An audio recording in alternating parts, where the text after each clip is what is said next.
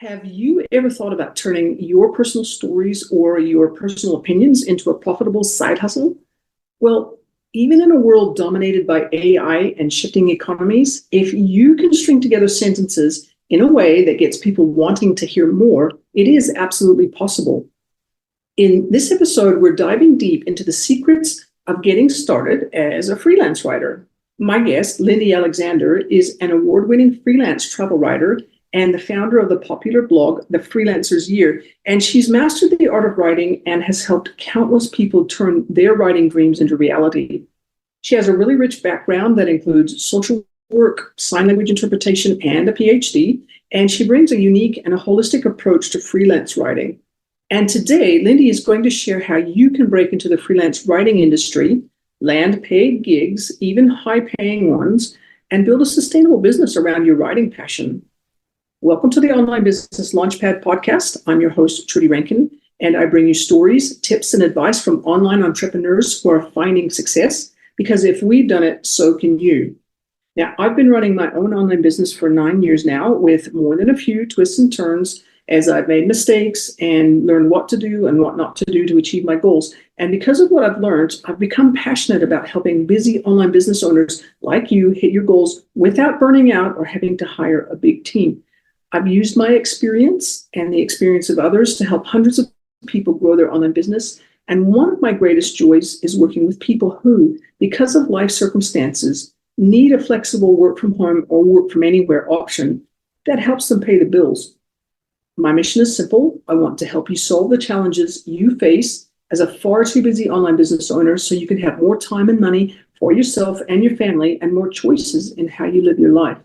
So if you're ready to once again get stuck into online business building and learn how to turn your writing passion into profit, stick around and we'll get cracking.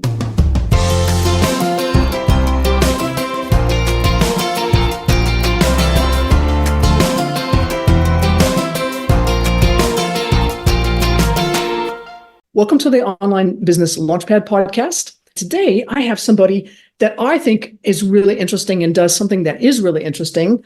And it is Lindy Alexander, and I'm just looking at my notes here, who is an award-winning freelance travel writer and the founder of the Freelancer's Year, which is a popular blog that I've had a good look at, and it helps fellow freelancers write, earn, and thrive from basically being able to write about the things that they're interested in.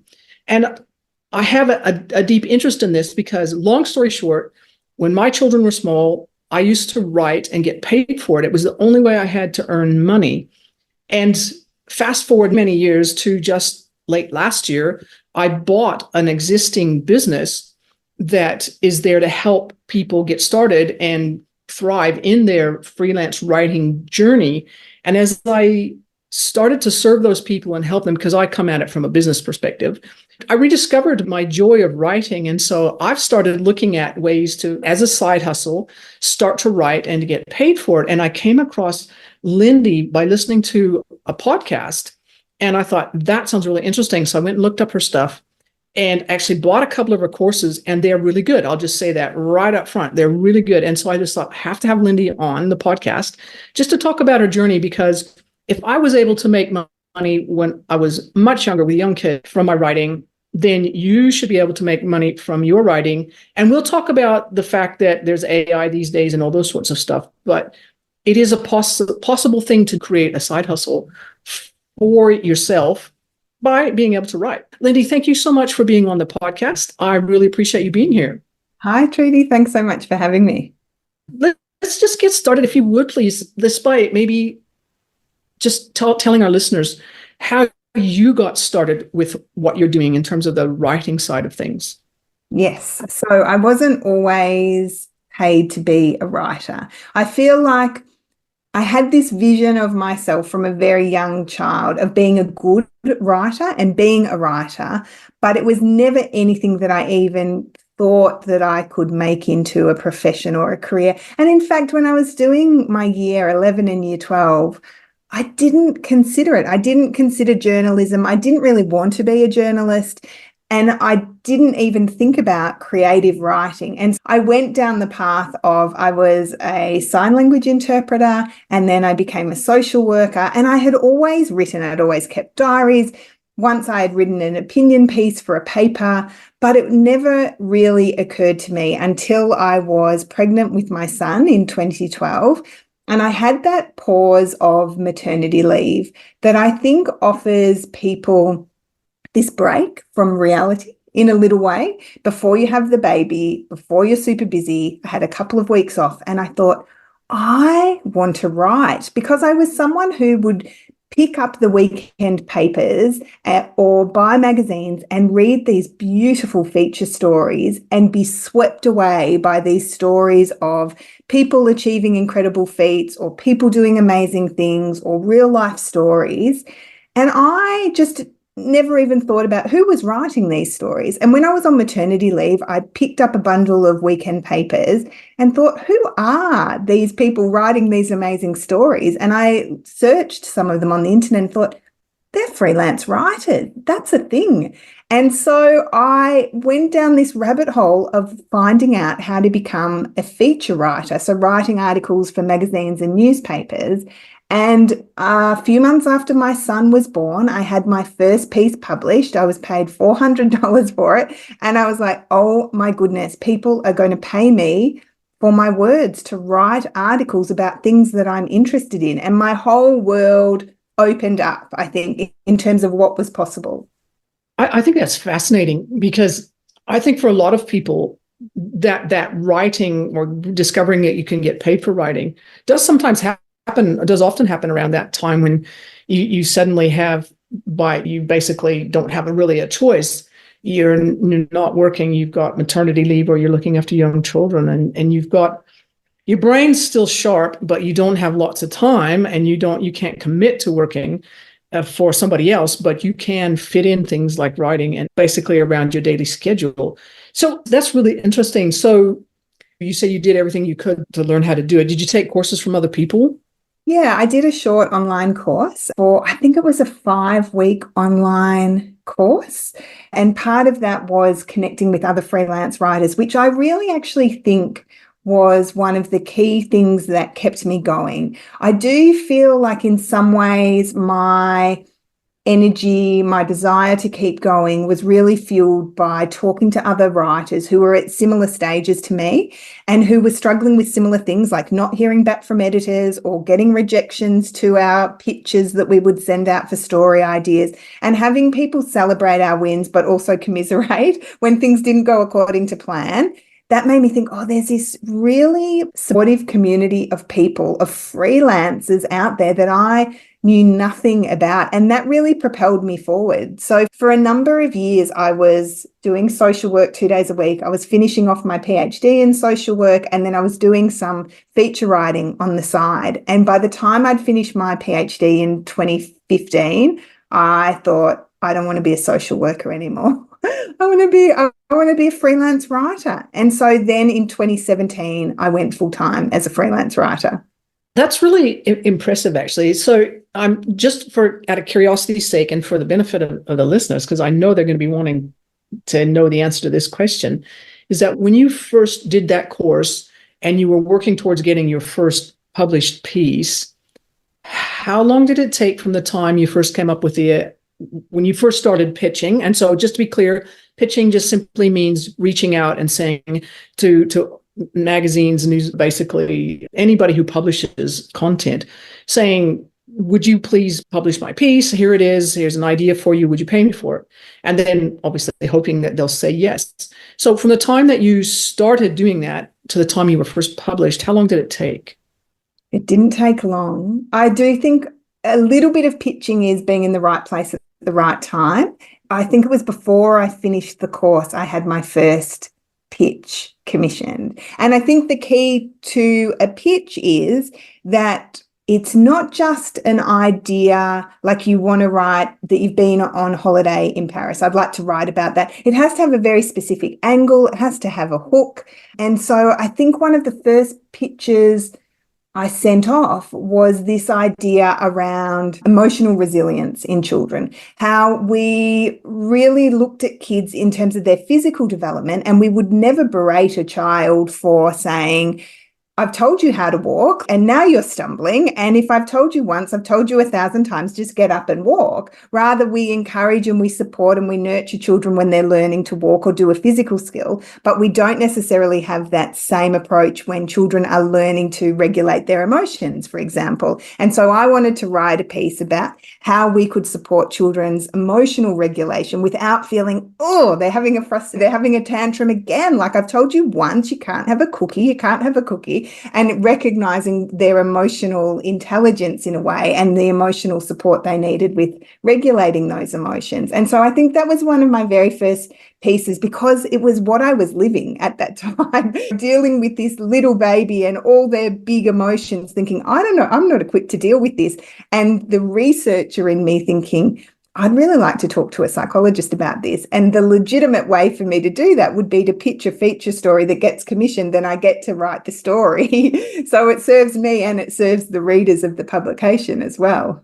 And so obviously that meant you had to reach out to somebody who was a psychologist. Yeah. How was that hard? Was it easy? Was it somebody you knew or? Yeah, so what the great thing about feature writing is that there are a lot of people who are really happy to help you out. So whether that's people who own businesses who you want to interview as case studies, or whether that's people from a university who you're talking to their research about. And so for me, I think I went to the Australian Psychological Society. They have a media unit. I said, this is a story I want to write. Would you have a spokesperson? They put me in touch with the child psychologist and we went from there.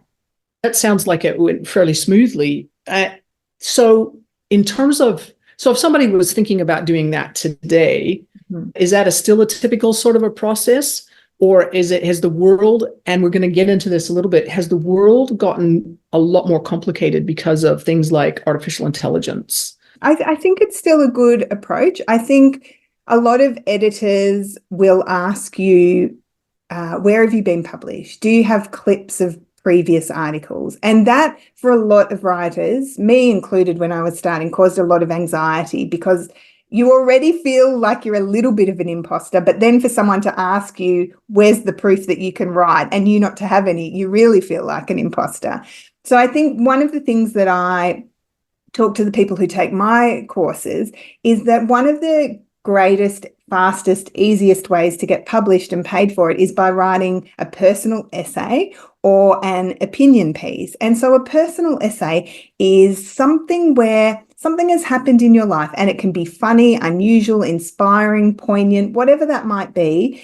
And when you look at newspapers, magazines, there are a lot of first-person reflective pieces that maybe sit around 600, 800 words. And usually those pieces are written out in full. So you're not pitching the editor, but you're saying, I wrote this piece about escaping from the bushfires and how escaping from the bushfires made me realize this and this. I've written this piece with your publication in mind. Would you be interested in it? So you can do that and you've written it out. So you're taking the risk out of it for the editor, or you can write an opinion piece. If something's getting you really hot under the collar, like you can't stand that chocolate block sizes are shrinking down and nobody's talking about it. And it's more than a letter to an editor, but it might be 500 to 800 words where there's some research and you can really channel your strong opinion. You can send that off to a newspaper, and there's often email addresses of editors that you can send that into. And so those are two really quick and easy-ish ways to get published. And then once you've got that first piece, you can then look at pitching more complicated, more involved feature stories where you might be interviewing someone and you have that personal essay or you have that opinion piece that you can point to and say, yes, I have been published before. I'm curious because obviously, like I said, I've gone through a couple of your courses, and the first thing that sort of hit me was, hang on, when I was doing my writing, it was like however many years ago, it was paper-based.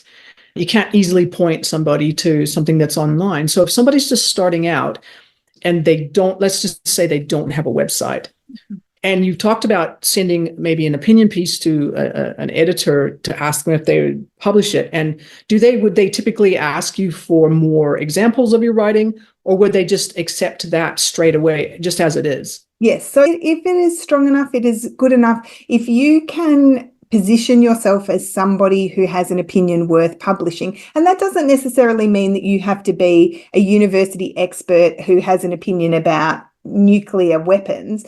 It might just be that you are a business owner in your local town, and what you're noticing is that the big multinationals are moving in, and this is an indication that it's happening more and more wherever you live, and you want to say something about that. If you can write that in a compelling, interesting, engaging way, editors will publish that. And it took me, I think my first piece was an opinion piece, and this was before I did any course, and it was because my auntie, who has a son with multiple disabilities, just after Christmas one year, she was sitting at the kitchen table with my mum in tears, talking about how she was having to, yet again, each and every year, fill out all this cumbersome paperwork about her son to get $400 worth of nappies for him that wouldn't even last a few months. And I felt so stung by the injustice of it that I wrote this opinion piece, not knowing what I was doing,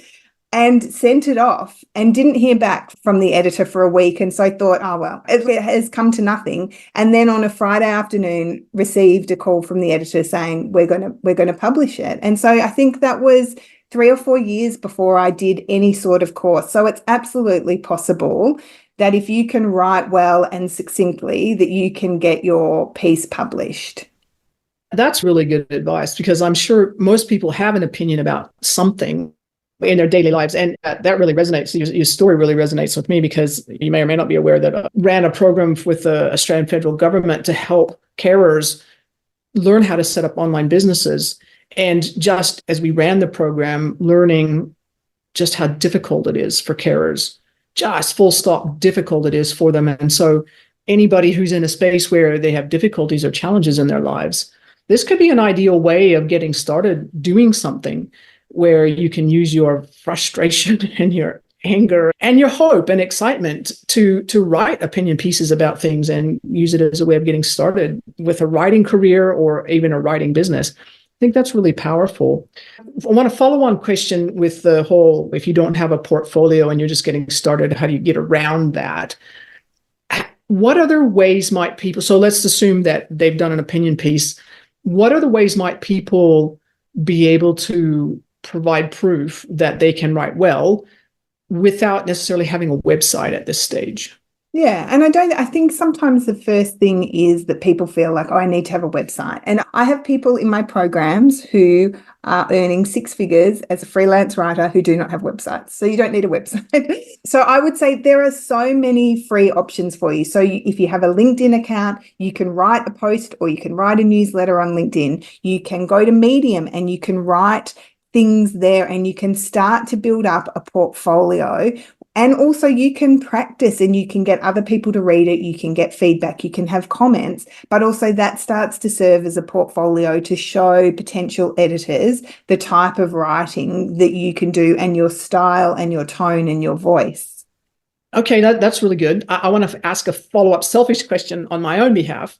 And that is that if you wanted to start in with travel writing, can you still use that LinkedIn thing, or would it be better to use Medium, or like you were mentioning, or some other way of doing that? Yeah, it's a good question. I think probably Medium would be a great space for that. And then what I would do on LinkedIn, I would write a post that entices or teases people to then go and read your Medium piece.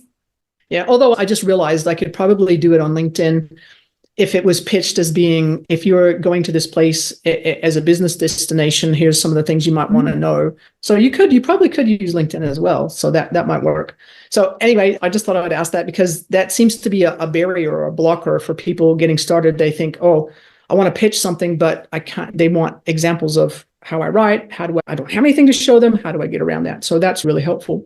And can I just add, sorry to interrupt you, Trudy, I've got a woman in one of my programs at the moment who had done some writing, but then has had a really long break from writing. And she pitched an editor a couple of weeks ago for travel. And the editor said, I'm really interested, but can you send me through some examples of your writing? And so she messaged me and said, I don't have anything. And so I think the thing to do in that instance, and this is what I advised her to do, is that you say to the editor, look, I've had a break from writing, or you can be honest and say, I'm new to writing. And what you do is you offer to write on spec, which means that you offer to write the full piece, and the editor then can decide whether they're going to accept it and commission it or not. So the risk is taken out of it for them. And so that's what this writer did. And she messaged me 2 days ago to say that the editor loved it. So she had written it on spec. The editor said, yes, we're going to take it. And so she's now being set up in their system as a freelancer. So sometimes doing a little bit of that work for free up front can really pay off if it's a publication that you want to get into. That's really useful to know, because obviously if they had said no, you could still take that article and pitch it somewhere else because it already exists. Yeah, no, that's good to know. That's really good to know.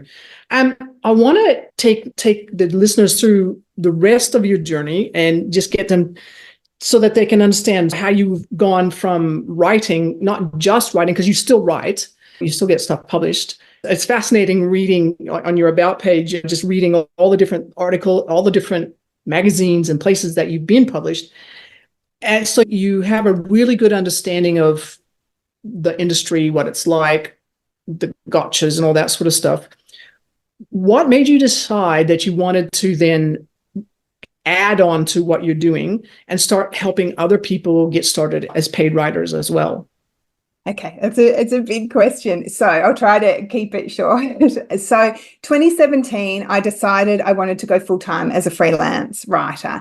And I had listened to a couple of podcasts that were so inspiring, that where other freelance writers, American freelance writers, were talking about earning six figures from their writing. And that was something that I'd never aspired to, I'd never thought about, I didn't really care about money. But my partner was going to stay at home with our kids for a year. And so I felt the pressure we had a mortgage, we had small children, he wasn't going to be working.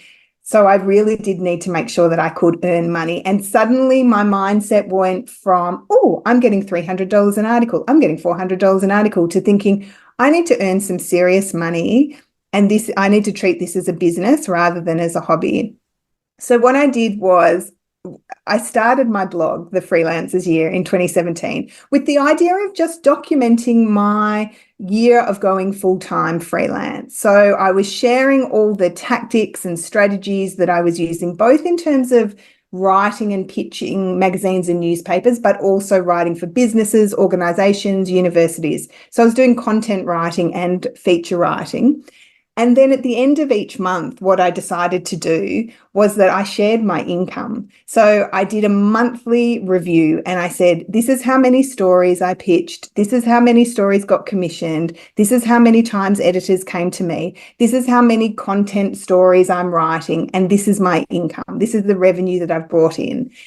And suddenly by doing that, my blog just took off. I think I'd made something that was so opaque and that people didn't talk about. People were like, you're earning what? You're earning $8,000 a month. You're earning $15,000 a month from freelance writing. So then people started coming to me saying, how are you doing this? We have coffee? So I did that a few times and then thought, actually, I should be charging because I'm teaching people my strategies and my techniques. So I started doing one-on-one sessions with people, coaching them how to use my strategies to get the same results. And then after about a year and a half of doing that, I thought, I am saying the same things over and over again. Why don't I just make an online course? So in 2020, I made my first online course, which is called Write, Earn, Thrive, which I still run today, which is really around supporting writers to land high-paying content clients. And then over the years, you've added to that.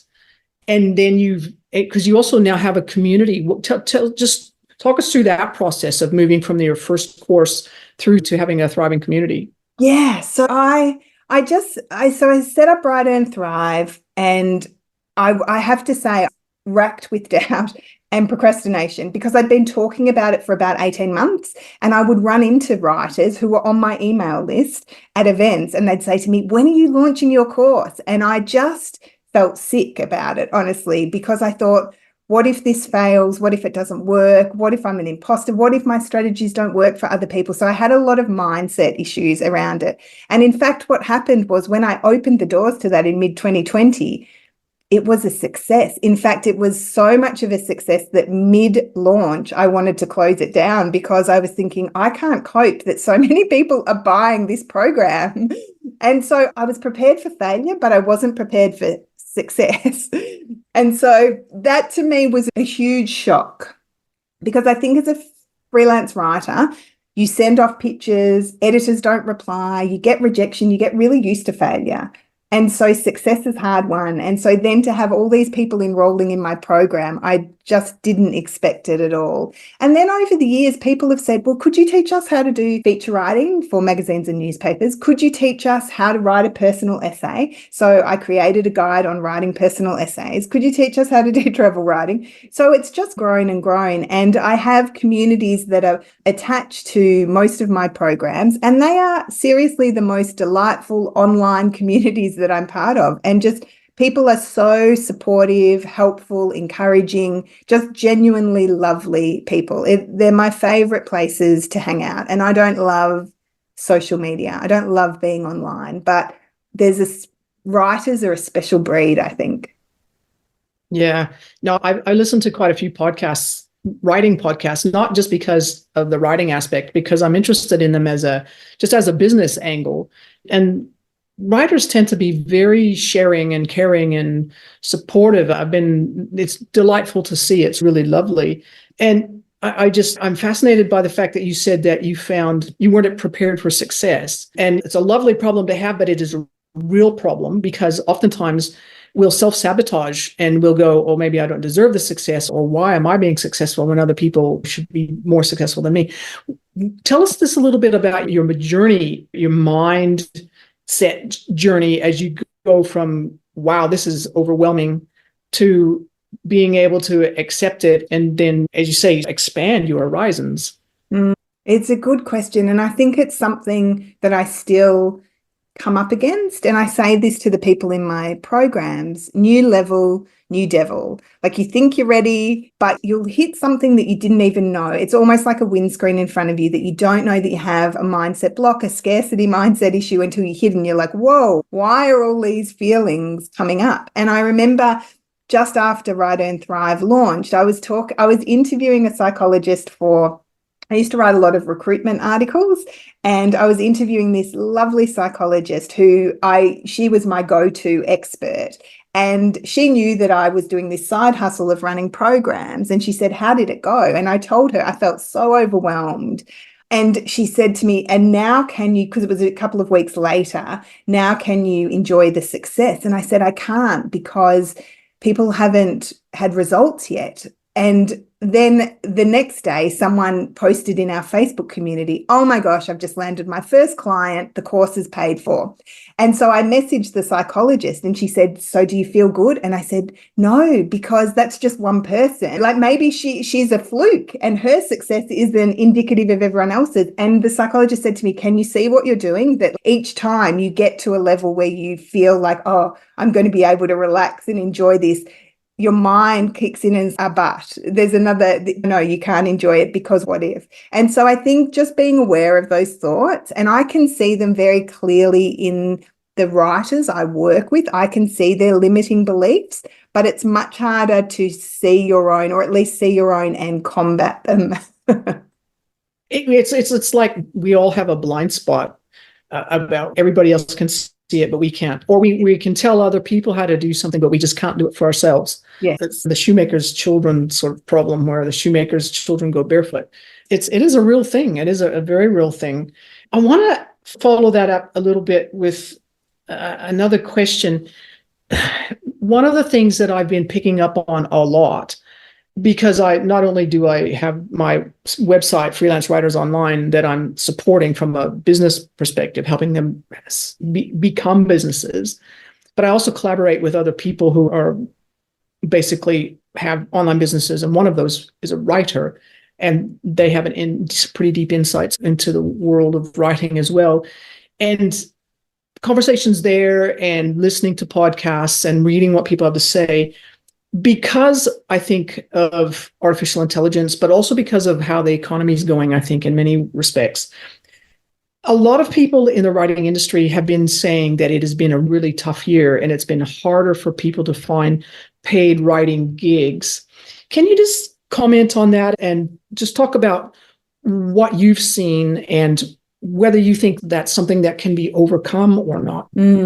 I do think that things are starting to shift. Absolutely. And I think what we're seeing is some of that lower hanging fruit of lower paid work that people were spinning out. It is being replaced by AI, and people are using AI much more readily. But I would say that in my experience, in my communities, there's still a lot of work. I was just talking to one of my students the other day, and she has had so much work since starting my program that she's now set up a content agency. And we were talking about, well, what does that look like in the face of AI? And she was saying, well, actually, what these clients she's working with, and she's working within the health sphere, she was saying they want strategy, they want creativity, they want the human element. And so I think for writers who are just looking at writing to a brief and sticking quite blinkered to the kind of skills they have, yes, I think they're going to be in trouble. But those writers who are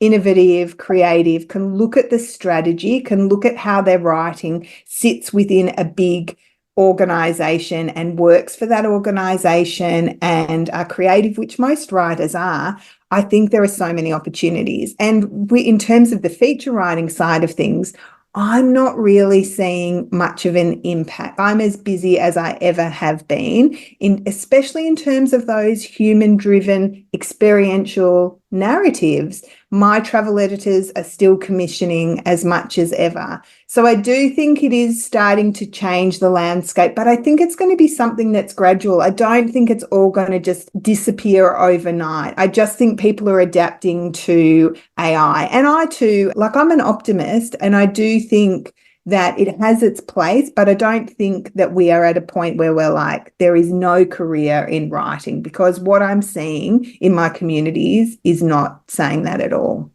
That's interesting. That's interesting. Because like I said, I come at it from a business perspective.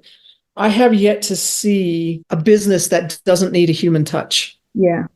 It's somebody who's able to use their words to convince, inform, influence, create experiences. Those words are important, whether you write those words or whether you create scripts that people then speak those words or whatever. That need is still going to be there. And I don't think it's going to go away, even when AI gets a lot smarter than it is, because at the moment it does some really dumb stuff. You have to be really super clear with it, what you want. And then even then you've got to go back and rewrite.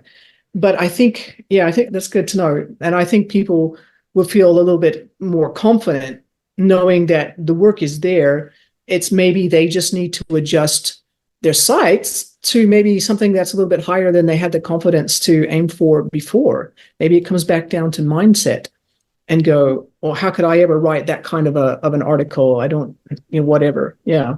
Yeah. And I think in terms of the content piece, I was just talking to one of the students in my programs just about an hour ago, and she was saying she was just talking to her kids' school principal because she saw an opportunity that the kids are all on it. They have to log their reading on a reading app, and she also gets their alumni magazine from the school. And she was like, there's a real opportunity here for the school to ask those old scholars, maybe for someone to interview them or for them to write a little article about the books that have changed them and put that onto the reading app.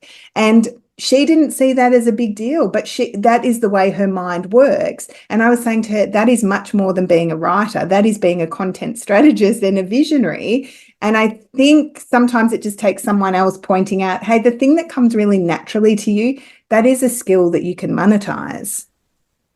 Yeah, it's like like I said, when running this program for the Australian federal government, one of the things we quickly noticed was that people would say, here's what I do, blah, blah, blah, blah. And everybody around them would gasp and go, how do you know how to do that? And it's like something that comes to you as natural as breathing. is something that a lot of other people find really hard to do. And people don't realize that because they just think it's normal for them, but it's not normal for everybody else. No, that's right. Yeah. Yeah, that's fascinating. One more quick question, because we're coming to a close. I could keep talking. I keep listening to you for a long time. But part of what I do is I do experiments and with different business models. And at the moment, there's I don't know what you want to call it. There's an emerging trend towards people starting newsletters on particular topics and then monetizing those newsletters in whatever form it might be, paid newsletter, it might be ads or sponsors or whatever, or affiliate links and stuff like that. And I'm fortunate enough to be connected to somebody who's just started a whole course on how to buy or build a newsletter business from scratch. I'm curious from your perspective, whether you've come across that or whether that's something that you're seeing a lot more of in the people that you're working with. And in two ways, I think that's a really interesting question, because a few months ago, I had a woman come in and teach a masterclass to my students who specializes in writing email newsletters. And that is her job as a copywriter, to create email newsletters for businesses. And the rates that she is charging are phenomenal. If someone's listening and they're interested in that, is another avenue for it. But in terms of business owners doing that for their business, I think it is such a powerful, impactful thing to do, because the thing is, if you are using Facebook or LinkedIn or Instagram or TikTok, you don't own that platform. You have no way of controlling that algorithm or who sees your content. Whereas when you have an email list, when people have said, yes, we want to hear from you, you have a direct line to those people to give them value, to serve them. And so I do think email newsletters are such a powerful way of communicating specifically with your audience. And there are so many different ways to, like you said, monetize it. And there are so many niches. Like, I've got a woman in my program at the moment who lives in the US, and she's really interested in aging. And so she has started a Substack about aging and her thoughts on aging. And it's this beautifully written thing. And so it doesn't always have to be about monetizing either. Like, for her, it's this creative endeavor of just writing down her thoughts in a way that reaches people every single month. That's a really good point. And because the number of topics that you could write about are pretty much infinite. Yeah. And there'll be people interested in it. Yeah, just definitely. I had a question. Give me 2 seconds and it will come back to me. Oh, I know what it was. One of the things that I do, like one of my areas of expertise, is in building quiz marketing funnels. So using quizzes as a way of generating leads and then serving people by creating email newsletter sequences, nurture sequences. And I pulled together a course on, so like a 101 introduction to what it's like to do copywriting for quiz funnels. In your experience, how many, just based on the people that you talk with, how many people that get into writing tend to focus on writing as a, hey, I have to pitch somebody, a magazine or an online magazine or a print magazine or a newspaper, and that's how they think about it, as being freelance writing? And how many people think about paid writing as being anywhere you use your words to make money? Is there a difference? Is there a split? Yeah, it's such a good question. And I find that my people, if I can call them that, fall into two distinct categories, which is journalists, freelance writers, feature writers, who are coming from that world and thinking, I love this, but this is not sustainable in terms of an income. So I need to supplement my income with content writing, copywriting, other types of writing, grant writing, white paper writing, whatever it might be.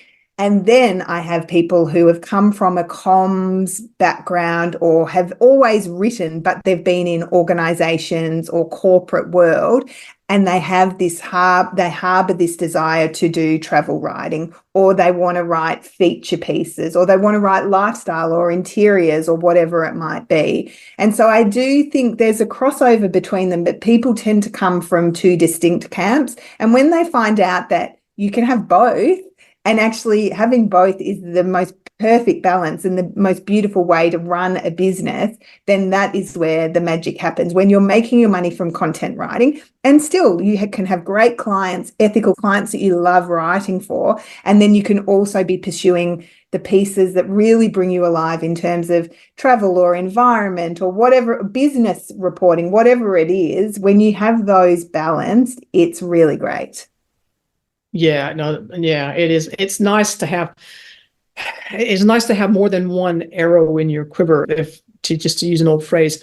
I want to swing back really quickly, all the way back to something that you said at the beginning. And you said that before you started writing, you had started out as a sign language interpreter.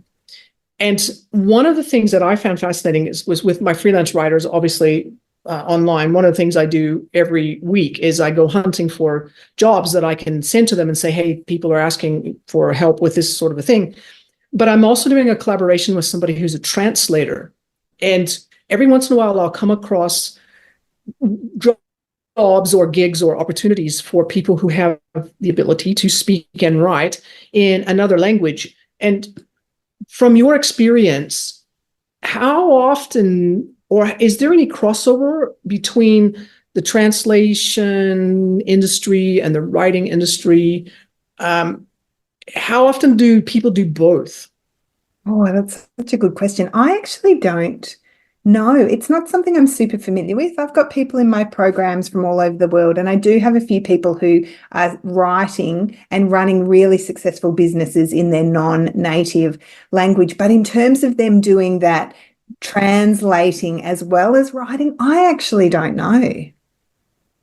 It's interesting. It's just a really new space for me. And like I said, with the collaboration, whenever I come across a translator type role, I'll flip it off to him and he'll send it to his email list. And we collaborate that way and in some other ways as well. But it's a new space. So I was just curious as to where it all lands, because he was telling me that a lot of the people who are translators don't think of themselves as being writers or copywriters, or their area of specialty is in the translation and not in the creation of the thing, if that makes sense. Yeah. Interesting. I'll have to ask a few more questions and see how that goes. Lindy, thank you so much for being on the podcast. Before we close down, really quickly, if somebody was just getting started and they were thinking about maybe using their words to make some money and they're maybe a little shy and they're not quite sure what to do, basically, what piece of advice, what would be the most important thing for them to do just to get themselves over that barrier of, I don't know what to do, and get started? Yeah, I think to recognize that it is scary, like that, but you just have to choose your hard. It's hard not doing anything and staying there and feeling unfulfilled and unsatisfied. And it's also hard putting yourself out there. So I think you have to choose your hard. And I do think just because something is scary or challenging, it doesn't mean that it's a sign that you shouldn't be doing it. It just means that you're invested and you want to pursue this. And I think when you think back to all the things that you've achieved in life, most of them probably come from moments of discomfort, of challenge, of getting over a fear. And I think sometimes people like to wait until they feel confident, but actually confidence comes from taking action. So I would really recommend for people to think about writing a personal essay, think about writing an opinion piece, even start with a letter to the editor of a newspaper. If you're not quite ready to write a 600-word piece, a 50-word letter to the editor, it can just build your confidence up. And in terms of getting gigs, like content writing gigs, ask around. Friends, family, colleagues, people need content. Like most businesses have an online presence. All those businesses will have some words on their website. Someone is writing those words. And so why not you? I think that's really great advice. So once again, if people are interested in finding out more about you or how you can help them, where would they go? Yeah, so my website's probably the best place to go to. So thefreelancersyear.com, and then you'll be able to see there's a courses and resources section. I've got lots of freebies, and probably maybe for your audience, there's probably two particular freebies that would be useful. One is 10 successful pitches. So you get 10 examples of pitches for different publications that I have sent off to editors that have been commissioned. So you can see the pitch and then you can read the finished story. And then also I have a guide around how to break into feature writing quickly and easily, like some of those things we talked about, opinion pieces, personal essays, and that goes into more detail. Okay, no, thank you for that. And I'll make sure that I put the links to that into the show notes. So that's thefreelancersyear.com. That's it. And I'll make sure I put that in there. Lindy, thank you so much. It's been great talking with you. Thanks so much, Trudy.